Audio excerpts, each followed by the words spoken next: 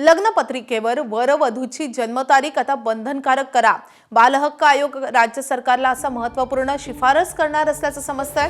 बालविवाह टाळण्यासाठी बालहक्क आयोगाची कल्पना आहे। आयोगाचे सदस्य संजय लाखे पाटील यांनी एबीपी माझाला ही माहिती दिली आहे। सोलापुरात अनेक अल्पवयीन मुली माता झाल्याचं उघड झाल्यानंतर त्यांनी ही शिफारस केली आहे।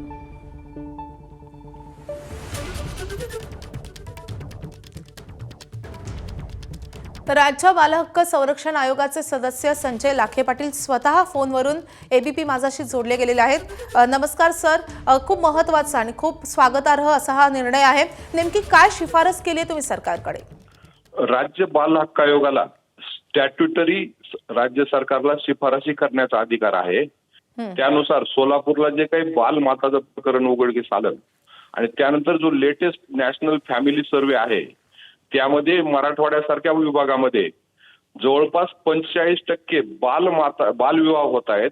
राज्यामध्ये बालविवाहाचं प्रमाण प्रचंड मोठ्या प्रमाणावर वाढलंय आणि त्यासाठी राजस्थानच्या धर्तीवर जन्मपत्रिकेतच जर मुलाची आणि मुलाची जन्मतारीख टाकली तर त्याच ठिकाणी त्याला पायबंद मिळेल, कारण तो प्रकाशक त्याच्यावरही गुन्हा दाखल होणार असल्यामुळे तो लग्नपत्रिका छापणार नाही आणि पुढचे अनेक प्रकार त्यामध्ये टळतील।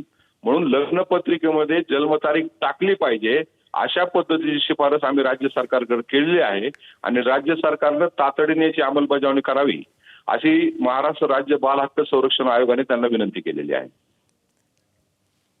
धन्यवाद लाखे पाटीलजी आमच्याशी संवाद साधल्याबद्दल। तर राज्य बालहक्क संरक्षण आयोगाचे सदस्य संजय लाखे पाटील आपल्याशी बोलत होते। बालविवाह टाळण्यासाठी त्यांच्याकडून ही शिफारस करण्यात आली आहे। आता सरकार या शिफारसीचा कसा विचार करतो हे पाहणं महत्त्वाचं असेल।